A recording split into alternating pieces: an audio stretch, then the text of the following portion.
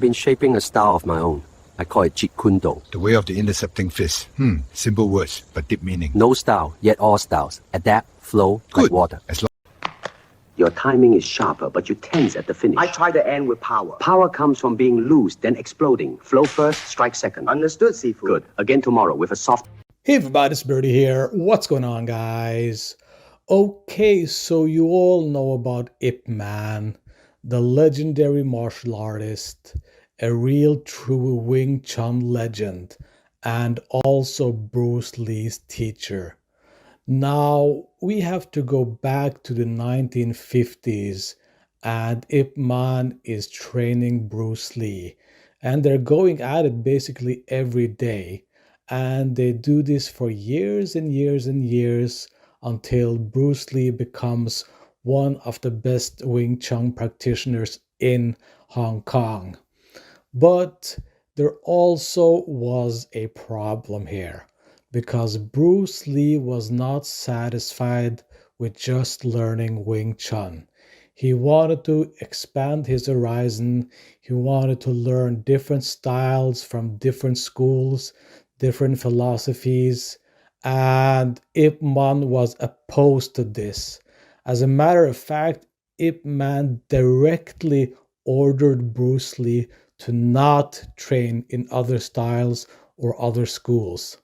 Okay? And this did not sit well with Bruce Lee. So Bruce Lee ended up going behind his master's back, and he traveled around China, around Hong Kong to different schools, meeting different masters, sparring with different students, learning new styles, learning new philosophies, and he did this behind Ip Man's back. And this went on for 2 years. And when Ip Man found out that Bruce Lee had been doing this, he confronted him. And at this time, Bruce Lee was in his late teens, and he was one of the most complete martial artists in the whole of China. So years pass by, and Bruce Lee becomes more and more of a complete martial artist. And he did this for years, and he did it behind Ip Man's back. Now, guys, we have to remember, what Bruce Lee did was insanely taboo. Okay, it was frowned upon to go behind your master's back like this and to learn different styles, to go to different schools, new teachers, new techniques, new philosophies. All of this was extremely taboo. But Bruce Lee was a groundbreaking martial artist. This is what makes Bruce Lee Bruce Lee. What he did these years in China and Hong Kong was what developed him into the complete martial artist that we know, okay? So Ip Man finds out what Bruce Lee has been doing for all of these years, and he confronts him. And he says that you're no longer my student. I'm not going to teach you anymore. What you've done has, disgraced my school, disgraced me, and he basically kicked him out of the school.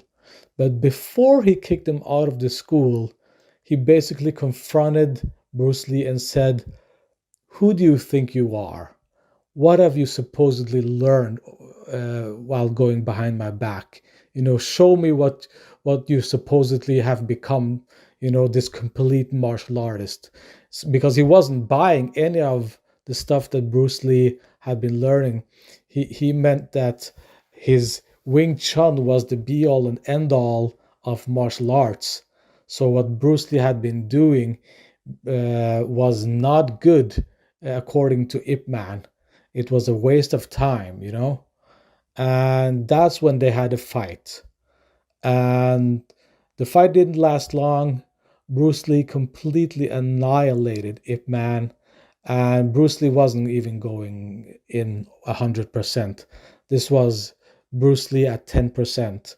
And remember that Ip Man was old when this happened. So Bruce Lee didn't have to go more than 10% to beat Ip Man anyway. So it didn't matter The fight didn't last long. It wasn't an interesting fight. It was basically Bruce Lee just showing Ip Man that this is who I am, this is what I know, and I am now a complete martial artist, and you are not. So they ended up separating without being on good terms. And that's when Bruce Lee traveled to the United States. And the two of them basically split up, and nobody knows if they had contact later or not. I've tried to dig around, to try to find more information about Bruce Lee and Ip Man in the later years, but I couldn't find anything. So it looks like Ip Man and Bruce Lee split up for good after this incident. And I understand Bruce Lee because Ip Man was an old school martial artist. He meant that Wing Chun was the be all and end all of everything that is martial arts. And Bruce Lee completely disagreed with that. Wing Chun was important. It was the foundation for Bruce Lee's martial arts, and it was a great stepping stone to other martial arts. But just constraining yourself to one style, that was not Bruce Lee at all. And in fact, Ip Man told Bruce Lee that he shouldn't do boxing because remember, Bruce Lee was a world-class boxer, and he did that behind Ip Man's back because Ip Man didn't even want Bruce Lee to do simple boxing, okay? That's how old school Ip Man was. So I understand the split, and I mean, they could have been friends, but unfortunately it didn't go that way. But I mean, anyway, Bruce Lee has to be grateful to Ip Man for teaching him the foundation of Wing Chun, and not only that, but the philosophy of Wing Chun, which is the foundation of Bruce Lee's philosophy in Jeet Kune Do. So yeah, there you go, guys. Bruce Lee and Ip Man had a fight. It didn't last long. Ip Man got taught a lesson by Bruce, and I think that Bruce Lee did not want to beat Ip Man that way. I don't think Bruce Lee enjoyed that whatsoever, but it's his way of showing Ip Man that there's a whole world out there with other martial arts, and look what I can do. Look what I can do to Wing Chun. I can annihilate Wing Chun. So there you go, guys. Thanks for listening. See you guys later. Bye.